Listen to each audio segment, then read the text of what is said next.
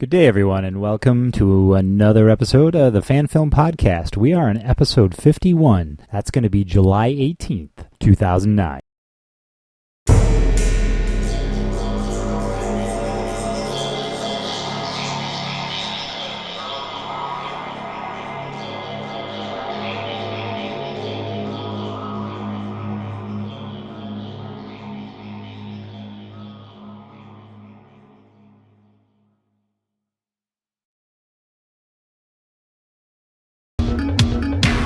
Just so you know, we've got our Batgirl here and our Huntress, and I'm the writer and director. Yeah, this is Brian Crosby. Right. He's the one with the masculine voice. Yeah. Yeah. And then Cynthia Mendez, right? She's the Huntress. Yep. And then Jill, I'm going to totally butcher your last name. Oh, no, maybe not. Encarnacion? Encarnacion. Oh, Encarnacion? Encarnacion. Like Nacho Libre. Encarnacion? Yeah. Is that okay? That sucks, doesn't it? The middle initial. That's just my email. I'll just call you Jill. What? I'd appreciate it if you didn't call me Jill. No, I won't call you Jill. I'll call you Mr. Crosby. No, just Brian's fine. Okay. And these are, we talked to Donnie and Tara and Regan, who, in that order, plays or cosplays the Joker, Harley Quinn, and Catwoman. We talked to them, way back in, I think, like Christmas time. Right. Was it that far? That long ago? So we have another trio from the same group, and that's Brian. And he's a writer-director of a fan film they're trying to get going. Cynthia, and you're the Huntress of the cosplay group. And then, of course, Jill, who is the Batgirl of the cosplay group. Yes. Am I doing okay so far? Yes, sir. Okay.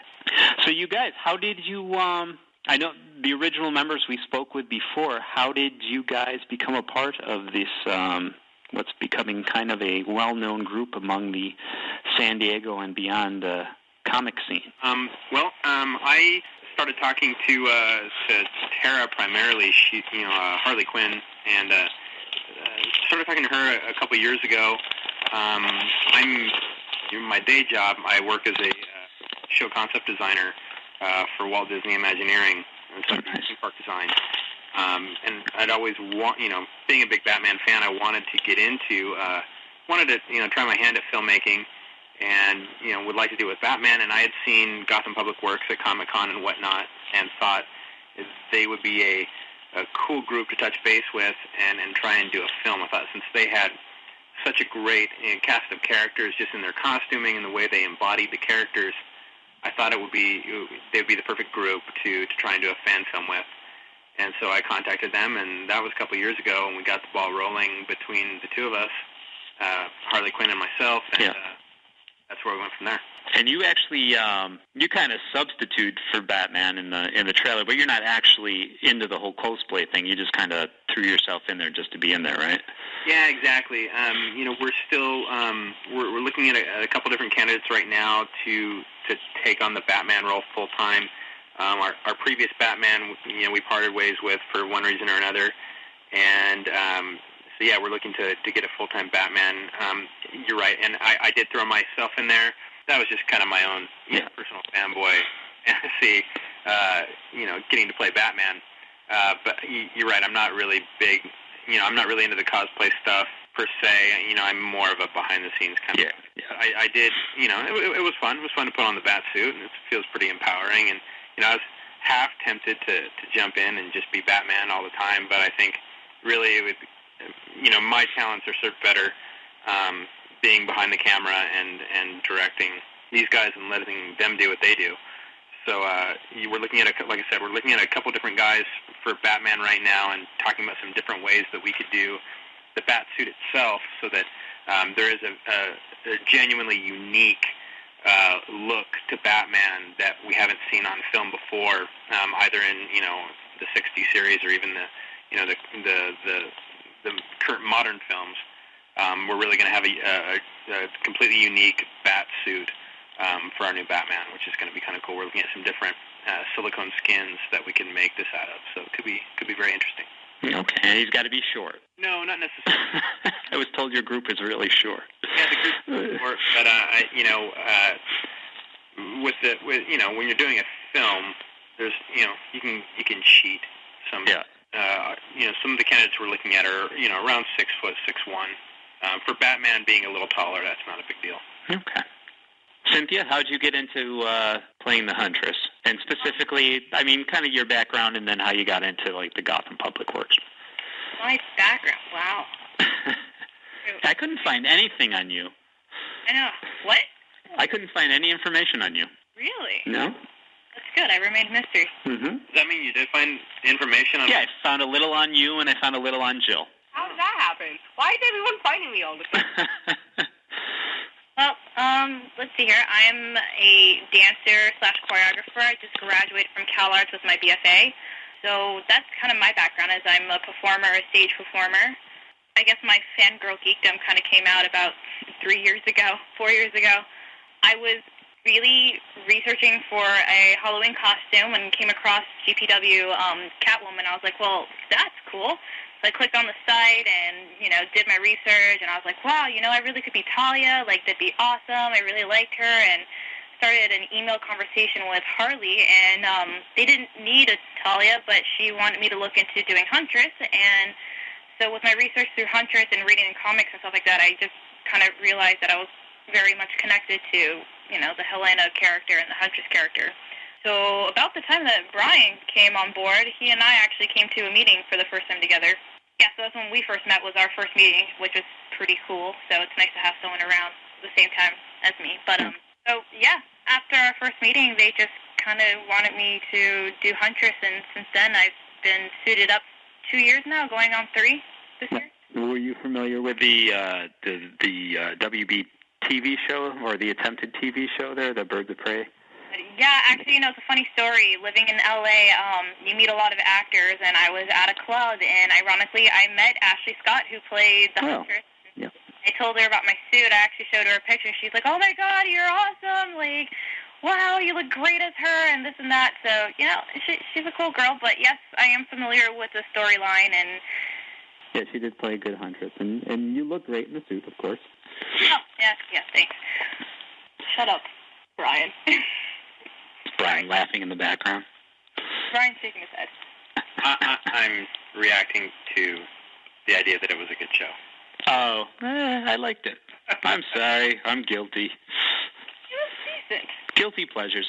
I like Smallville, so I like that show, Yeah, I like that. Yeah. Yeah, that's a whole nother... That's a whole other podcast. And Jill? Yes. And Batgirl. Now, you play the current Batgirl, and I'm sorry, I stopped collecting comics probably a little less than 10 years ago, so I'm not really familiar with the current Batgirl. So how did you find that character, and really, tell me a little bit about the character. Okay, Cassandra Cain, let's see, I think within the last, she's new as of maybe about 5 years ago. She came as like an underwing for Batman, and she was raised by, Kane. Yeah. And he was like the dad of Cassandra Cain, and pretty much taught her how to kill. He trained a certain part of her brain that pretty much reacts. Instead of speaking, she pretty much communicates by fighting. Okay. But eventually, Don't we all? I solved her world for a while, and then when she finally killed someone for the first time I think she was 10 at the time, then she realized, oh, this is wrong, and she took off. Barbara took her under her wing and made her the next Batgirl. So with Barbara being, paralyzed, and then Batgirl was pretty much mute at the time, then it was a pretty interesting balance. Eventually, they had her to start speaking, and then eventually, her character got all strange in the past 2 years or so. My background, when, like we said earlier, I'm actually half deaf. Uh-huh. So when I was growing up, I didn't really start speaking until I was 5 or 6, and I had 7 years of intense speech therapy to get me to where I'm talking right now. And even so, it's actually very difficult for me to talk as we speak. So I've been going to Comic-Con since I was 6 years old, since I used to live in San Diego for about 19 years now. Eventually, I actually started, because like I said, I've been going to Comic-Con for so many years now, I had to run into GPW, and I looked them up. So I didn't know they were looking for a Batgirl, but I just sent it anyway, because one of my friends said just do it. And they were like, I was the perfect fit for Batgirl, apparently. Yeah, I think it was Tara that I emailed about. And you do a lot of, I found info on you. No, you do a lot of, like bicycling and climbing, so you have the physical, you're physically fit into the character, I guess, which if you're a superhero, you have to be. Trying to figure out where people find that info. MySpace, I don't know, Facebook. Facebook, probably. Yeah. Yeah, okay. Google's good, especially if you have stock. Google's really good. They take on, like, whatever, because Cassandra Cain is, like, supposed to be a very good fighter. One of the most powerful, just human. She doesn't have any special powers other than, like, really intense training from her dad. Now, what I understand as far as the fan film that you guys are trying to put together, that's kind of, it's not coming together as quickly or as easily as you thought you guys were going to put it together. Some stumbling blocks along the way? I don't know that, we have stumbling blocks. I mean, it's been a learning experience for a lot of us. For me, I'm coming into it as an illustrator. And so, my experience is primarily, before I went to Disney, I did comic books, and so I'm very tuned into the visuals and how everything comes together, via lighting and getting. I approach the trailer as if it were a living painting, literally shot by shot, as if it was how I'd approach a painting or an illustration. And so it was a good learning tool for me in the art of filmmaking to do that exercise. And so now, as we approach doing episode 1, which we're looking at shooting this fall, we learned a lot. And so some of the things, the hurdles or some of the obstacles we had in getting the trailer done, we're going to be more savvy about this time around, which has inspired me to do some rewrites in the script for episode 1. But episodes 1 and 2 are both written. Okay. So you guys are kind of stepping back and looking at what you can do at this point and not jumping right into it. Right. I mean, like I said, we're still working on nailing down who's going to be our Batman, and this is a Batman movie, and so Batman and the Bruce Wayne character need to be the primary drivers of the that's the heart of the story. Being the film is called Batman Forsaken, it really is about how do you isolate a character that has surrounded himself with this crazy cast of characters who supposedly is a loner, but yet he's got Nightwing and Batgirl and Robin and Huntress running around. I wanted to get to a point where Batman is completely isolated, and so when we do that story-wise, you need to genuinely care for that character, and Bruce Wayne is an integral part of doing that. And so I really wanted to make sure that whoever we get to play Batman can also equally do Bruce Wayne. Yeah, and hopefully he doesn't have that Christian Bale. I love The Dark Knight, but that that drives me crazy. Well, one thing that in some of the Batmans that I've talked to is we are absolutely not trying to do we're not mimicking any of the actors who have done it. Right. They've all done their bit. Do your own vision. Yep. Great. I love Christian Bale. Michael Keaton was great. Bell. George Clooney, etc. Adam West. The actor that we're looking at, I've really driven home into his head that it's about him performing the character and him portraying Batman and not trying to be a copycat of any other actor that's come before. Because for this film, I'm interested in doing the comic book story and not anything that's happening in the current film series. Because frankly, we don't have the budget to compete. So we're doing what we know how to do with the characters that we have, and so our take is going to be completely original. Yeah. And that's what annoys me with a lot of the fan films too, is like especially with the Dark Knight that came out, like the Joker, presentation. A lot of people will emulate that, and it kind of gets annoying as far as seeing these fan films. I'd like to see a different take on the characters. Yeah, every Batman fan out there now has a Joker YouTube video. Yeah, exactly. Him impersonating Heath Ledger. Exactly. Heath Ledger was amazing. Yeah. I'll tell you that. Exactly. I love The Dark Knight. I saw it several times.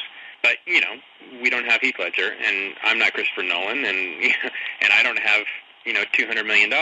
So, we're doing what we know how to do, and we're doing the characters that we love when we feel are, iconic takes on the comic book characters specifically. This is the comic book movie that Warner Brothers isn't really going to do a comic book adaptation. They're not going to use that entire cast of characters because it doesn't work for a broad mainstream audience.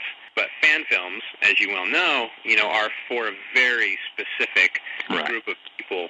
And a Batman fan film is for Batman fans, and so we don't need to rehash origin stories or anything like that. You don't need the background. Exactly. Now, how is Don does his specific Joker, which is great, and Tara, which they're really Harley Quinn. Who can you compare that to, except for like the animated series, and then of course with Regan, Michelle Pfeiffer though. But Huntress and Batgirl really haven't been done. I guess Batgirl in the original 60 series, but really, what are you going to bring to that? Is each you're going to do like a series for Forsaken, right? It's going to be different episodes. Yeah. So what is each character going to bring to the series, I guess, is what I'm trying to get at. Well, just to kind of, rehash what you just said, that it is going to be a set of serials which is inspired by the original 1940s Batman serials, which is, where we got that idea, which is a perfect format, in releasing something online, on YouTube, where where it's going to be about, 8 to 9 minutes long. But we're not doing the Yvonne Craig Batgirl 1960 series, and we're not doing Alicia Silverstone and the Cassandra Cain Batgirl of the current comic books, at least till we see what happens with the Batgirl series coming up this fall. But I'll let them speak to how you're doing, Huntress. Now, are there characters going to be prominent in, say, you're doing separate little, I don't know what you want to call them, webisodes or episodes or whatnot, but is each character going to be prominent in each episode? There's the idea is that like a comic book, you've got each episode or webisode is a standalone story that if you just watch that one episode, you're going to get something out of it. It has a beginning, middle, and end. But if you string them all together and you're along for the whole ride, and you what we intend to do is 7 episodes. If you watch those entire 7 episodes, you're going to get a larger story arc that's happening. And so we're going to have characters coming in and out of the scenes that we're showing. But each episode is going to feature one villain primarily. So it's like episode 1 is entitled The Cat's Meow, and that is really Catwoman's episode. Doesn't mean she won't show up later on, right? But really we're focusing on her for that one. So what is Cynthia and Jill going to bring to their episodes? Any little teasers or little character nuances or any little story bits they can shoot at us? They're not doing separate, episodes. I mean, they both appear in the first episode. Batgirl's role is a bit less in episode 1. We do see Huntress in episode 1 interacting with Bruce Wayne Batman inside the Batcave, and we're kind of taking the approach that she's kind of on her quest for acceptance in the Batman family of characters. Now, is she in this story? And I know in the comics she's well, I guess she wouldn't be Bruce Wayne and Selena Kyle's daughter, right? Hell no. No. No, she's not. No. She's Helena Bertinelli. To make it simple, she's Tim Drake Robbins' school teacher. Oh, okay. And that's in the comic as well, right? So you pretty emulate what's happening in the comic at this point. Right. And, and even that's a challenge. You mentioned The Dark Knight, affecting the way people see a lot of the classic characters, especially the Joker, because it was so different. But also just, what's happening in the comics, the constant evolution of those characters. And so, there's the internal debate amongst us in the group as to how much of that do we pull into the Forsaken story, and how many of those characters do we try and bring into GPW without getting too overwhelmed? Right. Things are constantly in a state of flux. Right now, the Batman stories in the comics have been completely flipped upside down. Bruce Wayne is not even Batman anymore. At least for the next year. All right. I'm not really telling that story. Bruce Wayne is Batman in our story, and Dick Grayson is Nightwing. Yeah, he always will be. It's just like Captain America, Steve Rogers there. Exactly. Yeah, he's not really dead. Come on. When the new movie comes out. Back in a year. Yeah, exactly. So, we don't want to be too knee-jerk, reactive to changes in the comics, but at the same time, we don't want to be dated either. Right. Okay. Is anything else you want to talk about the Forsaken? I'd really like to get Cynthia and Jill in to maybe talk about their experiences as far as in Gotham Public Works, maybe the cons they've gone to or whatnot. Brian, do you go to the cons too? Yeah. I've been going to Comic-Con. You hit the cons too. For 15 years, so I'm okay. I'm like a attendee. You guys are lucky. You're like out there on the West Coast, and you get to go to all the cool shit. I'm in like Rochester, New York, and we don't have anything. We have Fairport Canal days. Yay! So Cynthia and Jill, what are your experiences as far as going to the cons and dressing up? And I know Tara and Regan really spoke about the kids, like their reaction when they see them in costume and such. What are some of the good experiences you've had at the cons? Maybe some horror story or a horror story you can share with us. Those are always fun. I'm the newbie to Comic-Con. I've only been going for 2 years. This is my third year going. I haven't encountered any horror stories yet. No guys pinching your leather? I mean, other than, like, the tip feet, I have really curly hair, so I really, like, straighten it for, dressing up as a character. So getting down to San Diego, there's the humidity, and my hair starts to curl, and it's like, ah! So I gotta, like, run around with a flat iron until, like, 5 minutes before we leave, and then, the Velcro on my cape actually came off because of the heat of Comic-Con, so that was an issue on the floor. But other than that, there's no real true horror stories of, blood and guts and gore. But any happy stories? Any happy stories? My first year of con, it was interesting. I was called Batgirl a lot. But those people who actually knew me for Huntress, it was a cool experience to, like, be called out and, like, want people to take pictures with. I think one guy who came up to me, I believe he was semi-handicapped, and he came up to me and said that he was my biggest fan and that I helped him through rehabilitation and this and that. I mean, of course he's speaking to me as the character. Right. But it was just a really awesome feeling to know, like, that this character represented something for him, and to bring it to life, it made his con, it made his day. It was an awesome experience. So I think that's probably my best story of Huntress. It's pretty, cool. Any of the creators or any of the studios that saw you in character that drew interest? Yeah, I got a funny story about Matt Haley. He was one of the creators of Huntress. Drew her suit and stuff like that. First time he met me was my first year at con. He was totally jazzed with the suit I was wearing.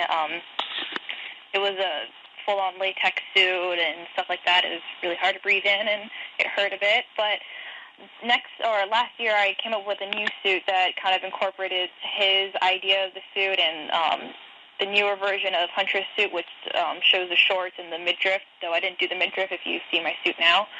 So, I had a couple of run-ins with Matt Haley, and he loves me as Huntress. So it's cool to keep in contact with him. We have a couple of things that we've been emailing each other back and forth. So who knows, maybe you'll see a new suit of mine that he might have drawn. Do you pose for any covers or anything? I know, doesn't Regan, didn't she pose for a couple covers or something? Who? Yeah, Regan has done a few, I think she posed for a couple covers as well. Nope. I'm a fairly new character. I don't think too many people really know that I'm around in the group. I mean, you gotta get out there in the forefront. Well, I tend to stay in the back burner. I'm around when needed and handle what I have to handle. The background. Hey. Kind of like a bat character. Yeah, I'm there when you're needed. I'm more in the shadows than anyone else. Yeah, well, But that's my character, of course. I like to be that way. Now, can you share, Jill, your experiences as far as the cons and any horror stories or good stories that have come up? So for 2 years, I've dressed up as Batgirl, and just last year, I actually dressed up with the group. In my first year, I literally had to stop every 15 seconds to pose for pictures, and after 12 hours of doing that, it was quite exhausting. The second year, which was last year, I actually ran into Adam Beechin, who was a writer for Robin and had to take on Cassandra Cain's character and kind of messed up the character, and people gave him a lot of crap and BS about it. So when he saw me, he said, "Can I take a picture of you as long as you don't kill me?" And I'm like, and he's like, "Because I'm Adam Beechin." I'm like, "Oh," and then he's like, "Don't kill me." And then I took a picture with him, which was really, really amusing. And I met, I know Dan DiDio thought, like, the costume I had was so dead on. Jeff Johns, who's written for Smallville and, writes for, like, a million other things, Green Lantern, Justice League, and he pretty much, he saw my costume, thought it was pretty darn cool as well. That's as far as that's concerned. Horror stories, it's just very, very warm in the suit considering my face is covered. Yeah. And the only thing that was showing is pretty much my eyes, which is painted black anyways. But I thought it's interesting that I'm completely clothed head to toe, and there's still a lot of guys drooling, which is very, very, very interesting take. Yeah, you bicycle and climb, though, so you're going to have the eyes looking at you. But it's cool because I could hide behind a mask and be like, okay, people won't recognize me outside of the suit, I think, for now. What is your friends and, if they're around, family, do you involve them in what you're into? Do you tell them about what you're into? They think it's pretty cool and all that stuff, and they'll be thinking, oh, that was you at Comic-Con? Or, some of my high school friends I fell out of touch with. Yeah. I'm from San Diego. They didn't know I was posing with them, and I just kept myself quiet, and then eventually when they found me, they're like, wait, you were Batgirl? And then I was like, yeah. So I get a kick out of that. It's not like, you can go right on you guys are like Comic-Con stars, I guess. Because everyone who goes to Comic-Con or the cons around the area knows who Gotham Public Works is. So you're kind of like, you're like the Elvis Trooper. Everyone knows who you are. Have you met that guy? Yes, I have. Yeah. Hey, Mama, and that was it. And then made us pose with him. Yeah. At least me and my friend when I first dressed up. Yeah. And then I'm trying to Vera Vanguard and Valerie Perez. Oh. You familiar with those girls at all? Yeah, she's a filmmaker as well.